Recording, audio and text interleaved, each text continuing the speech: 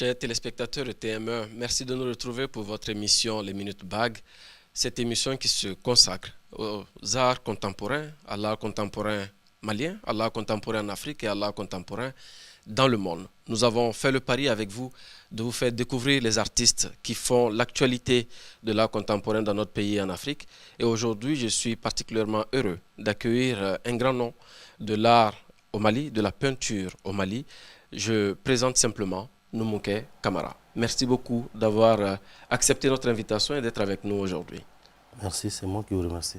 Et face à vous, vous avez celle que vous appelez votre fille, affectueusement, Oui. Marie Doussou, qui, je ne sais pas comment la présenter sur ce plateau aujourd'hui. Voici quelqu'un qui est, j'ai envie de dire, à l'œuvre pour que vous puissiez voir chaque jour cette émission. Mais avant tout, c'est une passionnée de l'art, c'est une, j'ai envie de dire, une scientifique de l'art. Et nous avons beaucoup de bonheur de l'accueillir aujourd'hui. Marie Doussou, merci beaucoup d'être avec nous. Merci. Et pour cette émission, nous n'allons pas avoir, j'ai envie de dire, beaucoup de débats. Nous allons avoir beaucoup de palabres. Nous allons beaucoup échanger avec Noumouké Kamara sur son parcours, sur son travail d'artiste et sur sa compréhension de l'art contemporain aujourd'hui au Mali et en Afrique. Sans plus tarder, je vais inviter la technique à vous faire découvrir Noumouké Kamara. Noumouké Kamara, artiste affranchi et décomplexé, est né en 1976 à Bamako. De 1997 à l'an 2000, il suit des études d'art plastique à l'Institut national des arts à Bamako. En parallèle, il travaille au Centre culturel français en tant qu'agent de communication visuelle. Entre 1994 et 2003, il participe à de nombreux ateliers en Afrique et en France et y trouve l'opportunité de travailler avec de grands noms. Membre de l'atelier Badjalan, un collectif fondé en 2014 sous l'impulsion du peintre Amadou Sanogo, il entend dynamiser la scène artistique des arts plastiques. Noumouké Kamara a de nombreuses expositions à son actif. Il participe à l'exposition collective Bamako, au siège de la société EFAGE à Dakar en 2016, à AB1 Open Studio en 2017, ainsi qu'à plusieurs éditions de Ségou Art de 2016 à 2020. Il expose dans le cadre de Bissim Amis des Arts et à la Rotonde des Arts à Abidjan en 2018, ainsi qu'à l'exposition Duo Crossing Lines à Taxi Bamako en 2019 et présente Travailleuse de nuit à Bamako en 2020. Ses œuvres, entre figuration et abstraction, appartiennent au style néographique et dépeignent sans tabou aucun et non sans humour la vie de la capitale ainsi que le quotidien des Maliens dans tout ce qu'il a de plus mouvementé. Elles sont une hybridation de lignes et de motifs géométriques, le plus souvent en noir et blanc, qui font la force de son style. Il a pour motif principal la femme, dont il exalte les attributs, mais aussi les taxis, taxi-motos, les maquis, les vendeuses ambulantes. Tout ce qui renvoie au mouvement et au bruit de la ville. Cette vitalité s'exprime dans ses créations. Soucieux de transmettre sa pratique, Noumouké Kamara est également professeur d'art plastique au lycée Ba Aminata Diallo, où il a installé son atelier. Maître incontesté du dessin au Mali, Noumouké Kamara prône un art libre, franc et indomptable. Sa devise, vivez l'art au quotidien pour l'amour de l'art. Noumouké Kamara, est-ce que ce portrait est assez fidèle selon vous? C'est parfait. C'est parfait. Mais j'ai envie de vous ramener dans un petit détail. Quand on le voit, on sait que vous êtes quelqu'un qui a certainement commencé là depuis un bon bout de temps, qui a embrassé cet art-là depuis très longtemps, qui s'est aussi exercé à cela parce que vous avez fait l'INA, comme le dit le portrait. Mais j'ai envie simplement de vous demander, est-ce qu'on apprend l'art? L'art, non. Si je dois répondre par un seul mot, non. On est artiste. Vous pensez que c'est un don divin? Oui, c'est Dieu qui donne. C'est Dieu qui donne. Mais à partir de là, pourquoi être passé par l'INA alors? Ah oui. Quand je dis on est artiste, c'est Dieu qui donne. Il y a plusieurs chemins. Et il y a des détails. On va à l'école pour aller apprendre ça. Alors, sinon, on est artiste. Est-ce que le fait d'être passé par l'INA vous a apporté quelque chose dans votre cheminement en tant qu'artiste? Ah oui. Moi, je donne un exemple tout simple. Avant d'aller à l'INA, moi, je dessinais. Oui. Mais c'était comment mon travail? Ça partait dans tous les sens. Aller à l'INA, ils m'ont cadré. Et parce qu'il y a plusieurs chemins. Donc c'est ça le rôle de l'école. Est-ce que vous, pour votre cheminement, vous êtes, j'ai envie de dire, consacré simplement à cet enseignement-là reçu à l'INA, ou est-ce que vous avez eu la chance d'apprendre ailleurs, d'apprendre autrement, ou même d'apprendre en dehors des frontières du Mali? Moi, oui, j'ai appris un peu partout. D'abord, avant l'INA, j'ai eu la chance d'apprendre avec des maîtres de dessin et de peinture. Et ici au Mali? Au Mali, les noms je vais citer. Parce que d'abord, mon quartier m'a donné ça, tout ça là. Je suis de Bamako et connaissant bien Bamako, c'était l'un des quartiers les plus animés de Bamako où on avait les marchés d'Ibida. Ça l'est un peu aussi aujourd'hui. Hein? C'est un quartier qui reste animé aujourd'hui. Oui, c'est vrai, mais maintenant on a pas mal de. Par exemple, les divertissements, maintenant ça se trouve un peu dans tous les quartiers de Bamako. Mais avant que ça soit derrière les fleuves communes 1, tout le monde se dirigeait vers la commune 3. Absolument. Voilà, donc maintenant, on en trouve un peu partout, les boîtes de nuit. Tout était voilà, à la commune 3. Donc, c'est pourquoi j'ai bénéficié de ça naturellement. Naturellement. Voilà. Je l'ai présenté tout à l'heure, Marie Dessous, je t'ai présenté comme étant une scientifique de l'art. J'ai envie d'avoir ton regard sur la réponse que vient de nous donner Noumounké. Est-ce que pour toi, l'art est un don divin? Est-ce que pour toi, c'est inné avant d'être appris scientifiquement à l'école? Je pense qu'on est tous avec des talents différents et que effectivement, si certains sont dotés d'un très grand talent et peuvent s'en sortir tout seuls, ils sont vraiment très peu.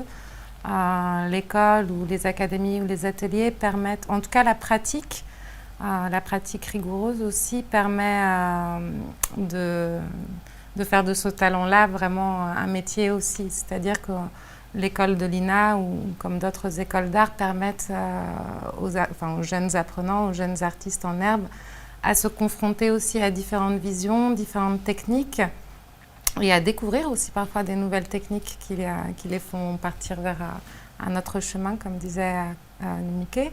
Donc c'est essentiel effectivement. Sur un autre chemin, est-ce que cet autre chemin peut être exclusivement au Mali? Je me reprends. Est-ce que vous qui avez appris, entre guillemets, entre Bamako-Croix, l'INA et peut-être d'autres endroits de Bamako, est-ce que vous pensez qu'un artiste confirmé comme vous peut exclusivement se forger en restant au Mali, ou est-ce qu'il faut aller à la quête de l'extérieur? Est-ce qu'il faut aller, j'ai envie de dire, est-ce qu'il faut tenter l'émigration vers d'autres cieux? Je dirais oui et non en même temps. Oui, un artiste peut se forger lui-même en travaillant, parce que à force de travailler, on va découvrir des choses. Donc naturellement, vous allez, quand vous découvrez, vous allez vous améliorer. C'est cela. Un exemple, tout simplement, je parle par exemple. Okay. Votre premier jour du dessin, vous marquez 001, vous dessinez. Les 30 ans, le même mois, et vous les étalez, naturellement, vous verrez une progression. C'est certain. Voilà, donc, mais ce qui sera souhaitable, sinon qui est même capital, si vous pouvez échanger avec d'autres, aller visiter d'autres horizons, c'est un plus. Mais est-ce que c'est obligatoire? Est-ce Non, qu'on peut, à partir du Mali simplement, devenir un artiste confirmé à l'extérieur? Pourquoi pas? Parce que c'est une vision, c'est une vision, c'est une mentalité. Ça dépend de tout un chacun. Bien sûr, on peut rester ici. Voilà. Dieu merci, nous, on a eu la chance de voyager, mais on peut bien être un artiste confirmé sans quitter ton pays. Mais ça demande beaucoup, beaucoup de travail. Voilà. Pour vous qui êtes dans la transmission de votre savoir, on a dit dans le portrait que vous étiez donc enseignant de l'art oui. Au niveau d'un lycée. Je ne sais pas si vous donnez des cours au niveau de l'INA ou même du conservatoire ici à Bamako, mais je suis curieux de savoir quel est le message que vous passez justement à ces jeunes-là qui ne se définissent pas nécessairement, parce que dans le lycée on ne dit pas je serai un artiste demain. Oui. Comment est-ce que vous les amenez à la question de l'art? Comment est-ce que vous les rendez amoureux de l'art? Merci pour cette question. D'abord, c'est le forum qui a décidé, le forum sur l'éducation qui a décidé qu'il faut créer des ateliers dans les lycées. Ça va inciter susciter l'envie en regardant l'enseignant d'art ou le professeur ou l'artiste travailler. Donc il y a des enfants, ça donne plus l'envie. Aussi, ça nous permet de récupérer les enfants, parce que le lycée c'est 3 ans, qu'ils n'arrivent pas à avoir les bacs, de les outiller des métiers pour ne pas les laisser vagabonder dans la rue ou les laisser pour compte. Donc ce sont les raisons qui ont motivé la création des ateliers dans les écoles, les lycées. Mais vous-même, en tant qu'enseignant, est-ce que vous pensez qu'il y a une certaine forme de réception? Est-ce que les enfants sont réceptifs à la question de l'art? Est-ce que depuis leur bas âge, ils comprennent toute la valeur qui peut se cacher derrière un tableau? Est-ce qu'il y a une certaine sensibilité à l'art contemporain aujourd'hui au Mali avec les enfants du Mali? Je dirais un peu oui, parce que ce qui a favorisé ça, c'est le net. Parce que les enfants aujourd'hui, je dirais, entre guillemets, ils connaissent mieux l'Internet que leurs parents même. Absolument. Voilà, parce que les enfants, ils ont le temps, ils se promènent dedans, ils rentrent, ils sortent. Ils voient, mais tout le monde ne comprend pas. Donc, et nous sommes là dans les écoles pour travailler et puis pour les parler. Et aussi, et encore à montrer aux parents, parce qu'il y a des parents qui sont venus à moi, disent non, non, je ne veux pas que mon enfant il soit dessinateur, qu'il soit musicien ou quoi que ce soit. Et on les explique. Et si ton enfant il fait ça, il y a ça, il y a ça, il y a ça, il y a ça, il y a ça. Et voici ces personnes-là, ils sont passés par ça. Ils disent, ah tiens, mais je ne savais pas. Après, ils adhèrent. C'est parce que il y a, soit l'information n'est pas arrivée, ou l'information a été transformée. Il y a une méconnaissance qui est là. Voilà. Sinon, ben, ça va, les enfants, ça leur plaise beaucoup. Même souvent, ceux qui ne font pas, moi, mes classes, ils viennent, ils disent, monsieur, est-ce qu'on peut venir à l'atelier pour visiter et regarder comment vous travaillez? Ou souvent, quand je suis avec des terminalistes, des TAL, terminal art et lettres, qui font le bac art, donc on veut venir les regarder, voilà. Dessiner et tout ça. Okay. Vous qui vous êtes donné cette mission avec Bamako Art Gallery de promouvoir justement l'art contemporain, est-ce que le fait d'entendre ça, je ne sais pas quel est le sentiment que cela vous procure, est-ce que vous êtes contente de savoir que les enfants ont un attrait pour l'art? Oui, et puis je pense que les enfants et les jeunes, de toute manière, depuis l'enfance, ont un intérêt pour le dessin, pour l'image. On vit dans un monde d'images aussi aujourd'hui. Donc c'est important que les artistes, mais aussi les écoles, puissent donner une formation aussi à l'image et aux nouvelles images aux jeunes. C'est important aussi que les jeunes puissent visiter des ateliers ou des lieux d'exposition parce que ça les éveille.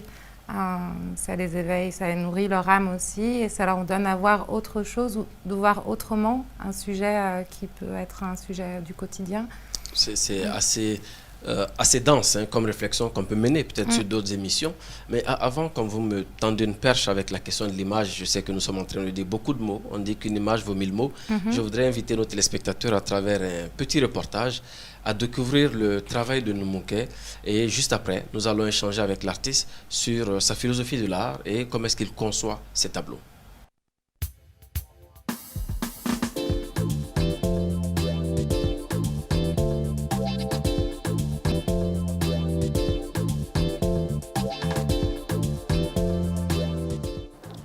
Ma vision de l'art, c'est que moi, ça me fait du bien. L'art, c'est tout ce qu'on a. Et lorsqu'on a tout perdu, donc à travers l'art, on peut résoudre beaucoup de problèmes. Et si on le veut, bien sûr.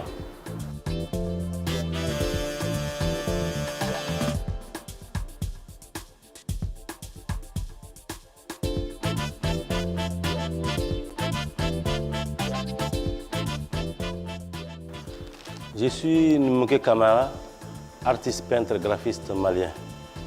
Pour parler un peu de mon style, ça revient un peu de loin. D'abord, je vous informe que je suis professeur d'art.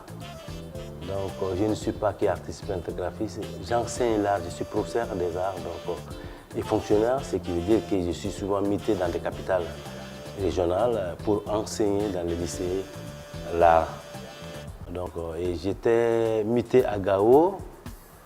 Comme je travaille beaucoup, alors j'avais épuisé tout ce que j'avais comme peinture, comme matériel. Il me restait juste quelques feuilles, pas les feuilles même pour le dessin, des feuilles d'agenda, aussi des feutres, du fusain et de l'encre de Chine. Alors je me suis dit, comme Bamako est à plus de 1200 km de moi, et c'était pas facile de trouver des matos. Donc, ce que j'avais, j'ai dit, bon alors, qu'est-ce que je peux faire avec ça?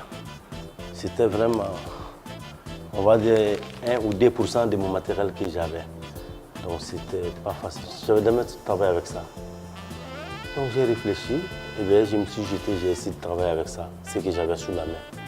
C'est là que j'ai découvert le noir et blanc, parce qu'il y avait l'encre de Chine, le feutre noir et le papier agenda. Alors, j'ai commencé à dessiner avec ça. Et c'est là où c'est parti le noir et blanc. Faire du beau avec du peu. Voilà, le minimum. Voilà, c'est là où c'est parti le noir et blanc. Mais ça ne m'empêche pas non plus, quand je suis revenu, d'ajouter un peu de couleur. Voilà, mais la base, c'est le noir et blanc. Je prends, comme tout le monde, hein, comme ça me vient. Voilà, je n'invente rien, je prends juste ce que je sens. C'est ce que je vois. C'est l'émotion, voilà. Et le reste, c'est la main qui donne ça. Comme vous pouvez voir ici, ça c'est bientôt mon futur expo sur les mototaxis. Voilà, et que je trouve très intéressant. Qui a un côté positif, mais tout n'est pas positif dedans. Parce qu'il y a beaucoup d'accidents, il y a beaucoup de tromperies, etc., etc. Donc c'est un sujet qui me parle beaucoup.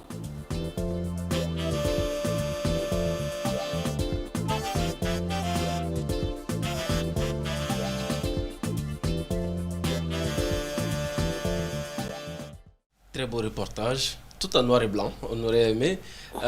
La première question qui me vient à l'esprit, c'est ça, c'est vrai que vous donnez un bout de réponse, mais finalement, pourquoi avoir adopté le noir et blanc? Même si on sait qu'aujourd'hui, vous avez suffisamment d'équipements, vous continuez de travailler le noir et blanc, est-ce que c'est plus beau que la couleur?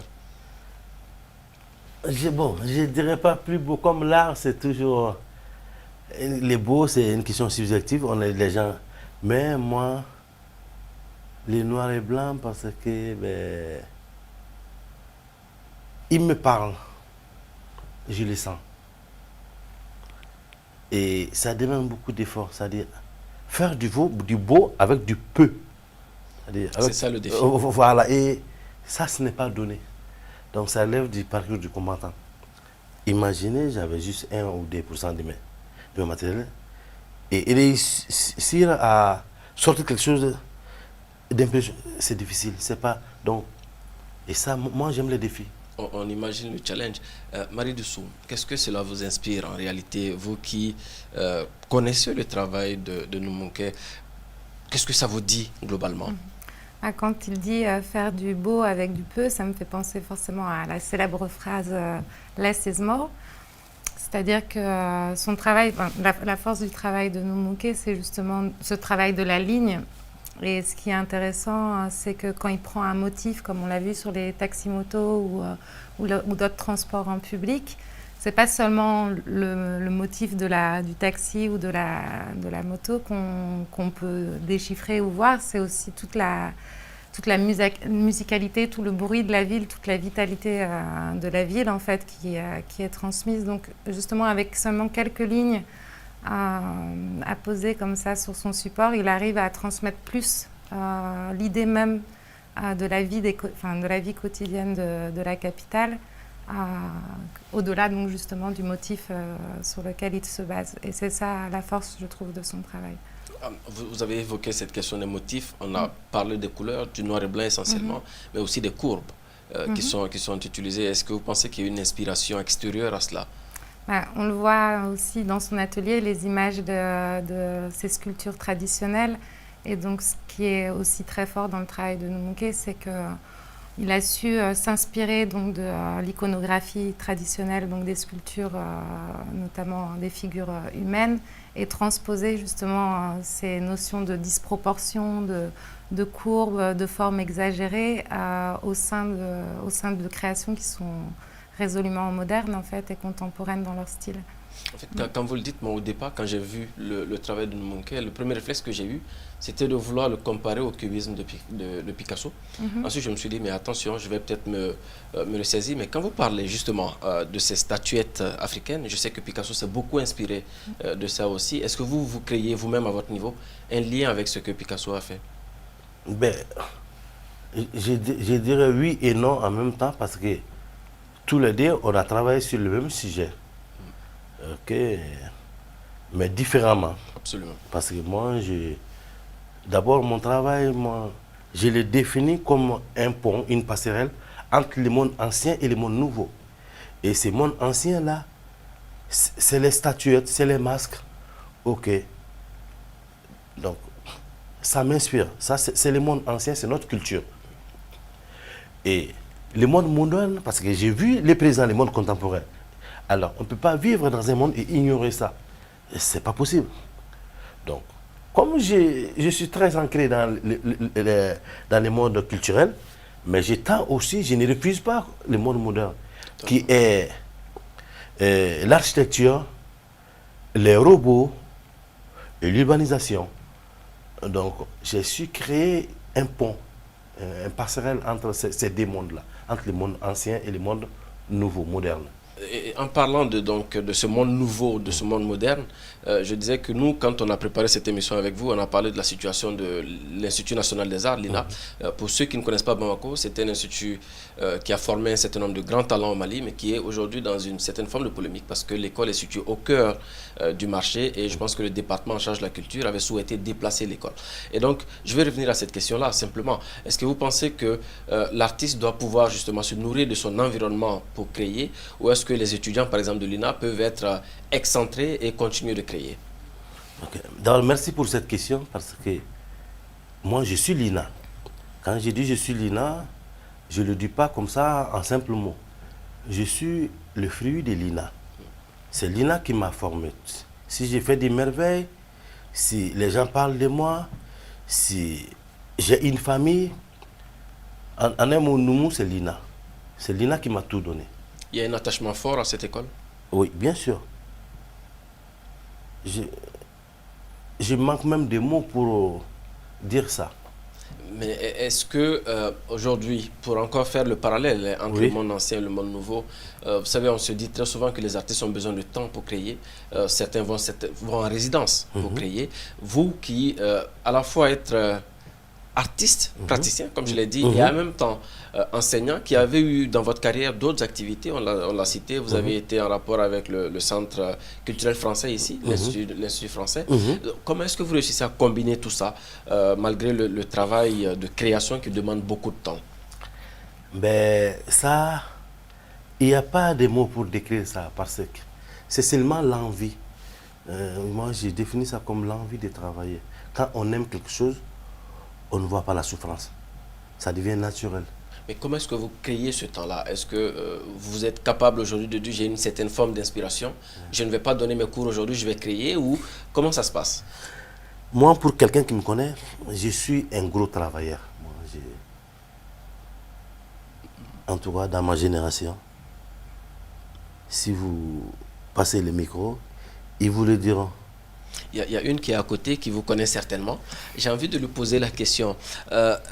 Selon vous, comment est-ce que l'artiste qu'il est réussit à combiner sa vie d'artiste, et pour son cas et pour d'autres, comment est-ce qu'il réussit à combiner cette vie d'artiste avec d'autres prérogatives, avec d'autres réalités du moment? Pour donner un exemple sur ceux qui écrivent des livres, très souvent on leur dit, si vous n'avez pas d'argent, vous ne pouvez pas écrire un livre parce que malheureusement, il faut avoir d'autres activités connexes qui peuvent déranger votre inspiration. Est-ce que vous le pensez comme ça? Donc, je pense que Nmunké est un artiste qui est maintenant en tout cas suffisamment connu aussi et reconnu, qui expose, qui vend ses œuvres aussi. Certaines personnes collectionnent son œuvre ou lui passent commande, donc je pense que sur le plan financier, avec cette activité aussi d'enseignant, je pense qu'il arrive à équilibrer. Mais c'est vrai que beaucoup de jeunes artistes ont des difficultés enfin même beaucoup d'artistes ont des difficultés à joindre les deux bouts. À joindre les deux bouts, puisque le marché de l'art n'est pas suffisamment aussi développé au Mali. Bon, j'ai vu aussi que vous avez créé un collectif d'artistes à l'époque avec Amadou Sanogo. C'était dans quel intérêt? Pourquoi aller sur ce chemin militant? Ben, d'abord, si je pense mes excuses, les galeries ou les espaces censés nous montrer ou nous vendre n'étaient pas arrivés à notre souhait, ne faisaient pas ce qu'on leur demande. Au niveau du Mali? Bien sûr, au niveau du Mali, parce que on ne commence pas à la maison pour sortir. Donc, c'était pas... En tout cas, nous, ça ne nous suffisait pas. Donc, c'est pourquoi nous avons décidé, et nous, même si on se mettait ensemble, et qui était une première, parce que c'est le premier collectif des artistes, pour ne pas dire... en tout cas, sur-régional quand même, je ne vais pas dire africain, mais en Ouest Afrique, c'est la première fois. Et maintenant, on a été imité par les Burkina. Ils l'ont dit, qu'ils ont vu ça au Mali, à Bamako. Donc Dieu merci, au moins, rien que ça, ça a servi à quelque chose. Et Dieu merci, quand on a fait ça, et on organisait des expositions, mais ça a changé un peu notre façon de travailler. Ça nous a beaucoup amélioré. Parce que seul dans ton atelier, ou bien étant ton seul chef d'atelier, ceux qui sont là, peut-être tes apprentis ou tes apprenants, peut-être souvent on perd de dire quoi que ce soit. Mais tiens, avec tes semblables, c'est vrai, on n'a pas les mêmes âges, il y a des grands frères, il y a des fissons, tout est mélangé, mais c'était libre et volontaire. Quand je travaille, Amadou des Passages, ou Boudjé, ou Chaka, parce qu'on a commencé 4. Oui. Ok, donc, je dis, crois, moi je pense que si tu mettais ça, ou bien moi je pense que cette œuvre-là est finie. Oui. Moi, il m'est une fois arrivé, un jeune frère, il m'a dit, Boudjé, Ibrahim Konaté, il me dit, crois, ne fais ni bana, j'ai dit ça en bambara. Pour moi, ça c'est fini. Oui. Or, ce n'était pas fini dans ma tête. Je voulais travailler. Mais quand il m'a dit ça, voilà, j'ai cessé. Est-ce que cette création, ce collectif a aidé aujourd'hui à, si vous voulez, créer un environnement assez particulier, un environnement idéal pour les artistes au Mali? Ah oui, bien sûr. Est-ce que ça a permis de professionnaliser un certain nombre de galeries, par exemple? Oui, ça les a poussés parce que d'abord, mais dans un premier temps, ils étaient jaloux. Ça a créé une petite distance, je l'ai dit.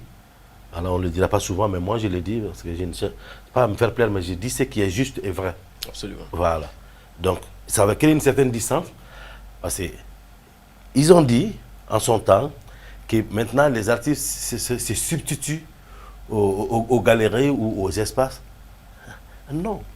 Mais quand tu vas chercher quelque chose dans un espace et que tu ne la trouves pas, mais qu'est-ce que tu fais? Tu te donnes toi-même les moyens de le faire. Parce que si nous on l'a fait, c'est parce qu'on ne l'a pas eu. C'est cela. Voilà. Et si on ne l'a pas eu, donc on se rabat sur nous-mêmes. Et mais Dieu merci, en faisant ça, il y a eu beaucoup d'améliorations. Tout n'est pas parfait, ça je vous l'ai dit. Mais ça vaut mieux qu'avant. Est-ce que, Marie Dessous, vous, au niveau de Bamako Art Gallery, vous vous sentez concerné un peu par ces critiques-là? Est-ce que c'est des éléments que vous avez intégrés dans votre façon de faire au niveau de la galerie? Oui, bien sûr. Après, la galerie, elle existe depuis 2 ans, donc elle n'existait pas à la moment de la création de ces collectifs-là. De ce collectif, le collectif Badialan. Je pense que ce qui est intéressant dans, en tout cas, le travail du collectif Badialan, et ce qu'il a impulsé auprès d'autres jeunes qui ont suivi et qui ont créé leur collectif aussi, on compte beaucoup maintenant à Bamako, c'est effectivement l'idée que c'est le collectif qui fait la force aussi, et les échanges que ça peut créer entre les artistes justement pour se conseiller ou s'orienter sur les œuvres, ça c'est fondamentalement important. Ensuite, pour les galeries, effectivement, c'est un métier aussi qui n'est pas enseigné au Mali, le métier de galeriste, comme d'ailleurs beaucoup de métiers qui sont liés au domaine de l'art. Donc, je pense que c'est aussi une question de formation peut-être, et de ne pas voir dans la création artistique simplement un moyen de se faire de l'argent, mais justement un moyen de peut-être échanger plus avec le public, porter une réflexion et élever justement un artiste auprès du public local d'abord, parce que c'est important, et ensuite international. Oh, vous me tendez encore une belle perche parce que à cet instant de notre émission, nous habituellement, on essaie de présenter au public, à tous ceux qui nous suivent, à tous nos téléspectateurs, l'agenda international et l'agenda national. Nous allons regarder cet agenda international pour que nous puissions savoir ce qui se passe ici et là-bas.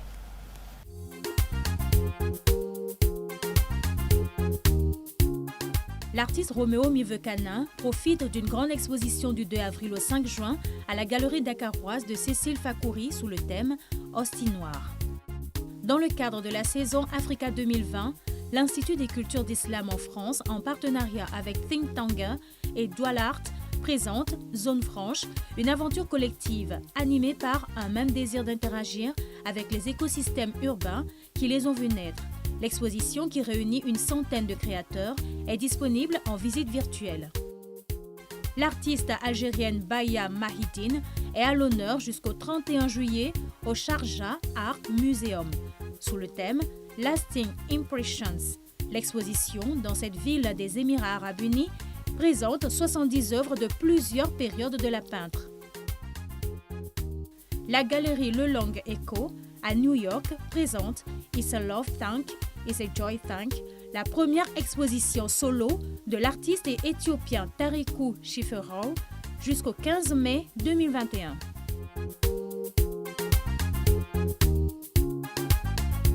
Merci beaucoup de nous retrouver, chers téléspectateurs. Nous espérons que cet agenda vous aura permis de comprendre que le monde de l'art bouge malgré tout, malgré la Covid que nous sommes en train de vivre.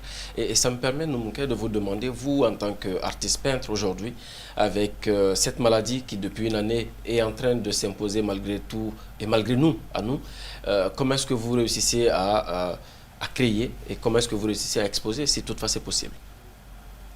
Bon, ben, écoute, je sais pas, cette pandémie-là, moi,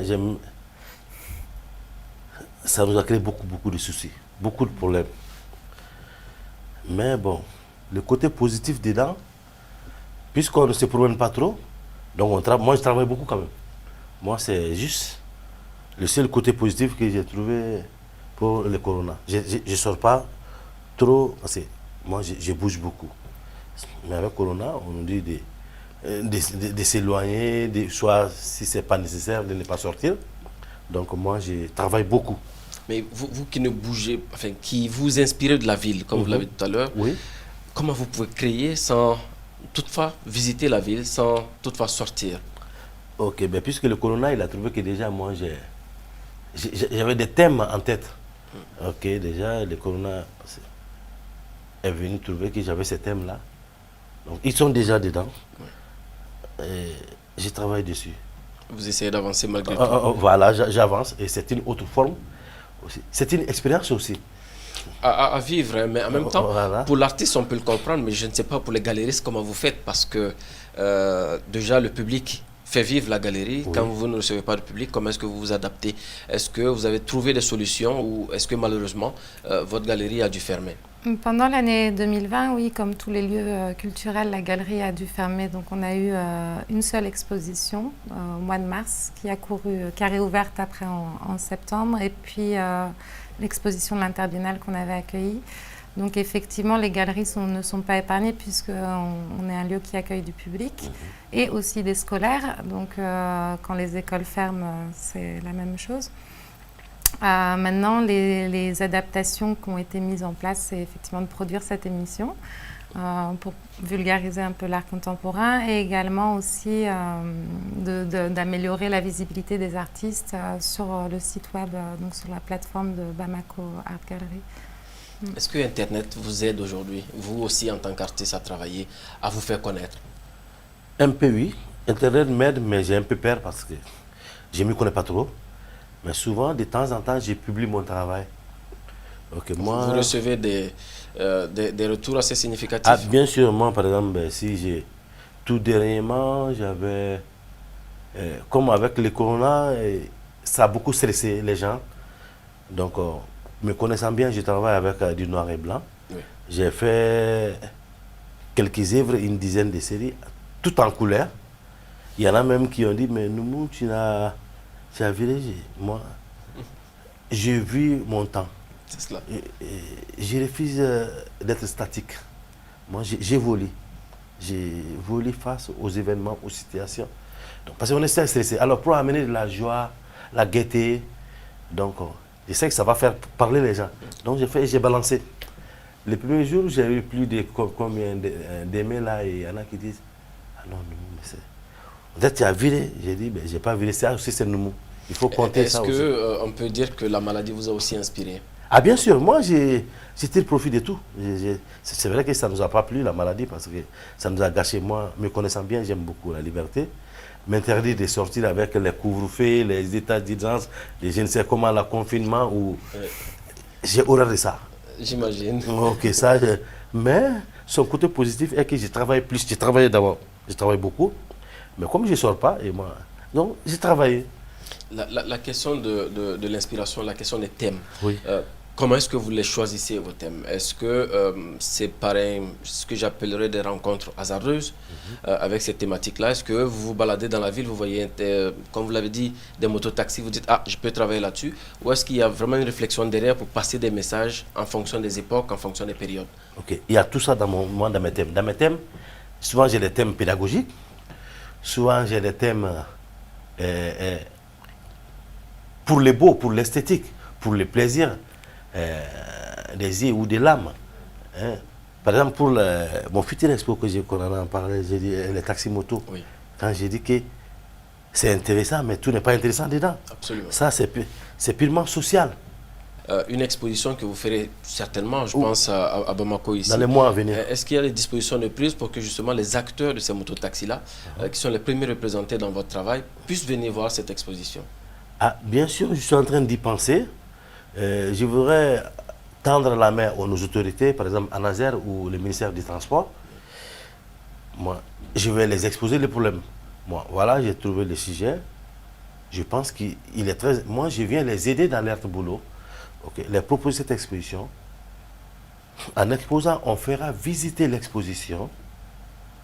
Tout le monde, quand je dis tout le monde, la population, que ce soit ceux qui empruntent les mototaxis, ceux qui conduisent et ceux qui partagent la route avec. Donc, faire en sorte que tout le monde puisse venir visiter l'exposition. Au-delà du côté esthétique, il va y avoir un côté pédagogique, enseignement, information, sensibilisation.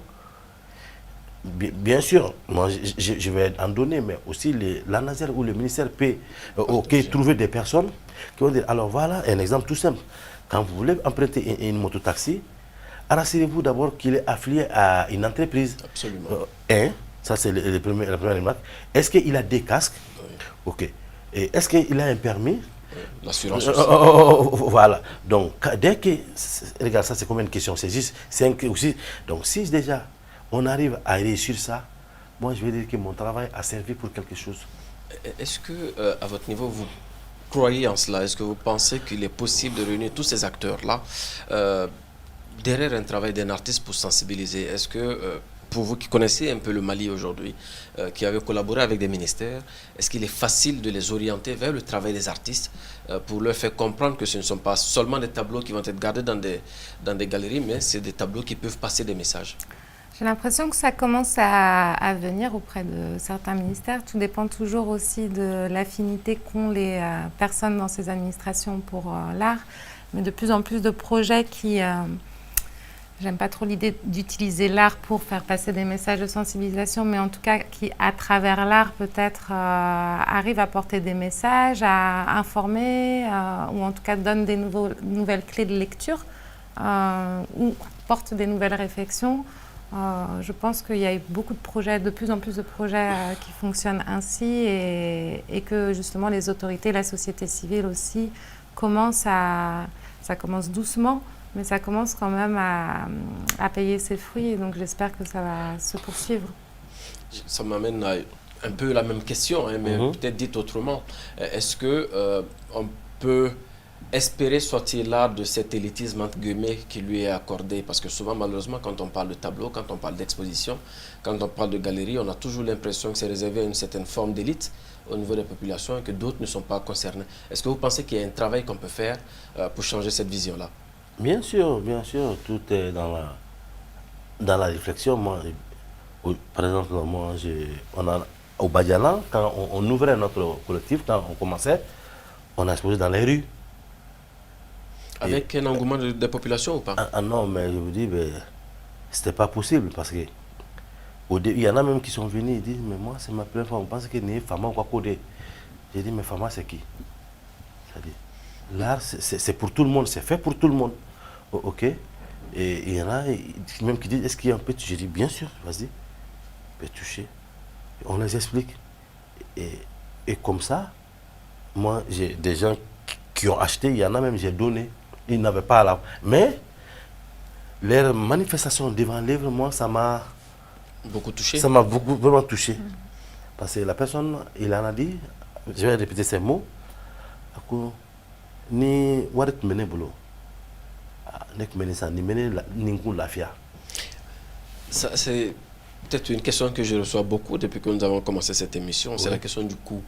Est-ce qu'acheter un tableau aujourd'hui de Noumonké Camara coûte cher?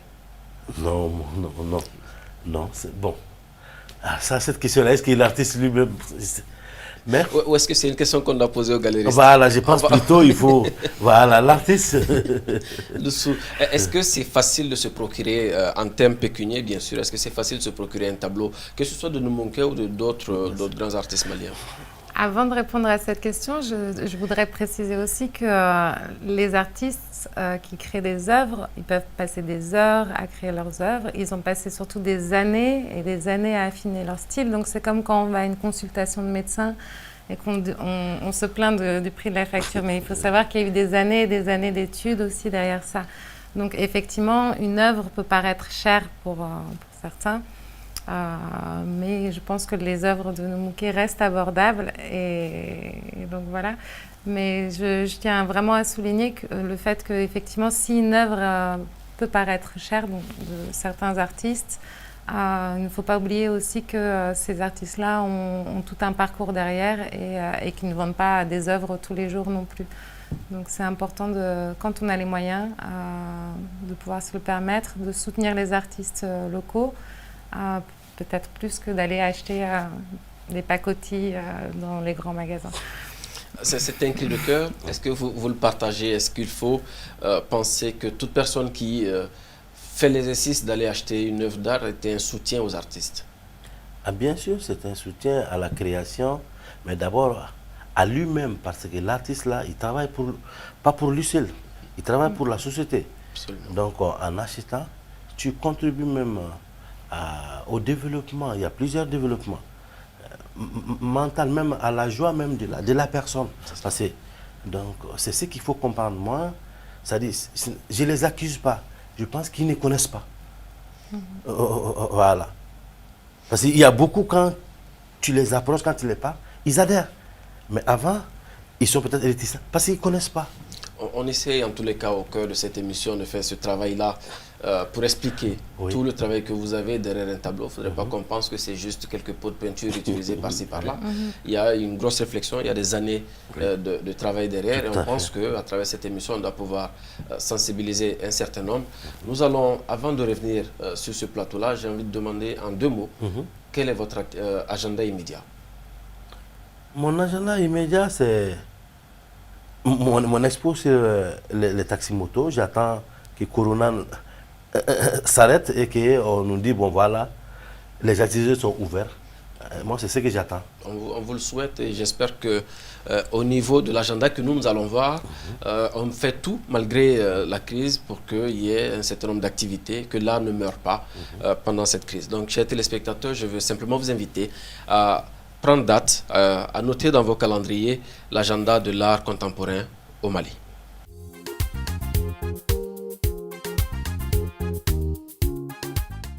Réunissant plusieurs artistes, l'exposition Pacte Mali se poursuit à la Galerie Médina.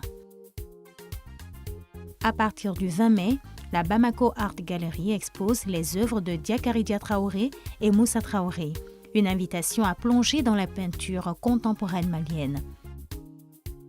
L'Institut français présente Les oubliés du confinement, une exposition de l'artiste photographe Moussa John Kalapo à partir du 14 mai au 16 juillet.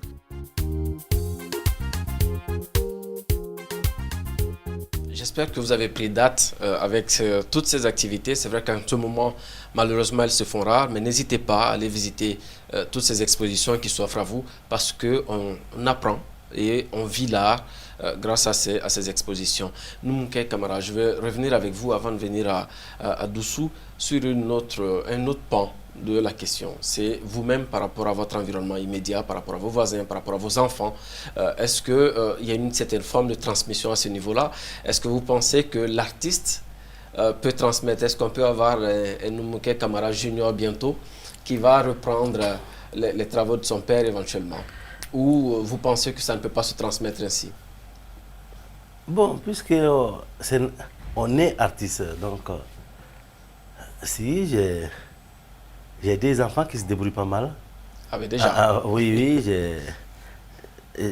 j'ai la maman, la petite maman, Nani, Nadouba, qui, voilà, donc elle dessine, mais surtout, celui à qui je crois beaucoup, ça c'est son jeune frère Ali. Ali Badran Noumouké Kamara, Ali, si tu fais les dessins, tu ne vas pas y croire, tu vas dire peut-être que papa a touché quelque part. C'est cela. Souvent même, je me dis, mais Ali, le métier, moi il me plaît que tu sois artiste, mais c'est difficile, c'est pas. Il y a beaucoup de... vous m'amenez à la question oui. que je pense que ça va poser à d'autres, Oui. c'est de savoir si justement l'artiste vit de son œuvre. Est-ce que l'artiste vit de son art au Mali? Très peu.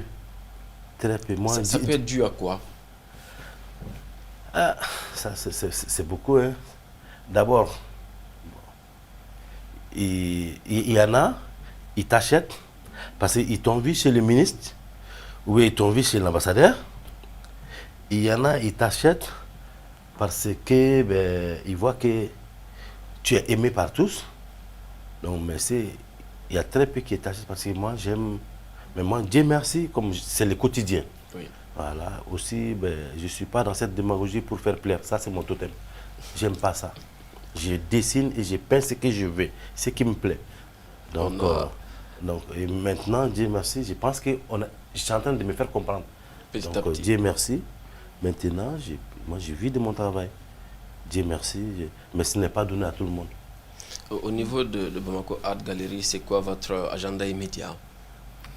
Alors, on prévoit à la fin du Ramadan, donc autour du 20 mai, une nouvelle exposition qui va réunir 2 artistes aussi, qui viennent aussi de l'atelier Badialan. Vous aviez déjà reçu Noumouké en exposition ou pas? Noumouké avait été exposé parmi d'autres artistes à l'inauguration en 2019 de la galerie. Donc je dois comprendre qu'il y a un très bon partenariat qui Ah, s'est tissé oui, mais avec Bamako Art. ça va. Ça va. Pour l'instant, on espère que ça va s'améliorer encore. Mais on espère bien. Nous osons espérer que les choses vont encore s'améliorer. Ma toute dernière question, et puis on va la combiner certainement avec votre mot de la fin, c'est la question, encore une fois, des écoles de transmission de l'art. Est-ce que vous pensez qu'au Mali, on a suffisamment une bonne politique, que ce soit au travers de l'ENA ou encore du conservatoire, ou même de ce que vous faites auprès des lycées? Est-ce que vous pensez qu'on a une bonne politique de transmission, de transmission tout simplement de l'amour de l'art? Moi je disais, avant c'était très bien, mais aujourd'hui, moi... Quand vous dites avant, vous avant, pensez à notre époque, quand nous, on passait à l'INA, ça se passe très bien. Mais maintenant, j'ai senti depuis 10-20 ans un peu, il y a eu un régressement, ils ont lâché un peu. Merci vraiment, Noumouké Kamara, pour tous ces éléments-là. Mais avant de vous relâcher, je voulais quand même poser une petite question à Doussou en 2 mots. C'est de savoir, est-ce qu'au niveau de Bamako Art Gallery, vous avez cette tendance à aller vers la formation aussi à votre niveau? C'est quelque chose qui est en projet déjà de mettre en place ce qu'on appelle le grain des artistes, donc des rencontres entre des artistes confirmés, donc mentors, et des jeunes artistes pour échanger. Aussi des ateliers pour les jeunes des quartiers de Bakodji-Koroni dans l'idée de renforcer le lien entre la galerie et le public local, notamment à Bakodji-Koroni. Et peut-être, donc si on arrive à bien s'organiser, de mettre en place des résidences d'artistes aussi au sein de la galerie, avec des artistes locaux, mais aussi avec des artistes sous-régionaux ou venus d'autres pays africains. Absolument. Je sais que vous pourrez compter quand même sur, bien évidemment. sur Numouké Camara. Je veux vous soutirer votre dernier mot en espérant qu'on vous a bien traité sur ce plateau et que vous allez certainement faire la promesse de revenir nous voir ici. Inch'Allah. D'abord, moi, je vous remercie pour les minutes de bac. C'est une très bonne initiative. Ça permet de parler de l'art, de ce qui marche, de ce qui ne marche pas, de comment faire pour booster encore. Donc, c'est une très bonne initiative. Vous avez ma bénédiction. Merci beaucoup. Et je sais que demain sera meilleur, Inch'Allah. Merci encore de nous suivre sur nos différentes plateformes, les différentes plateformes des Minutes Bag, et de nous accompagner avec vos commentaires et avec vos conseils. Merci de continuer de suivre cette émission sur TM1, la télé qui vous allume.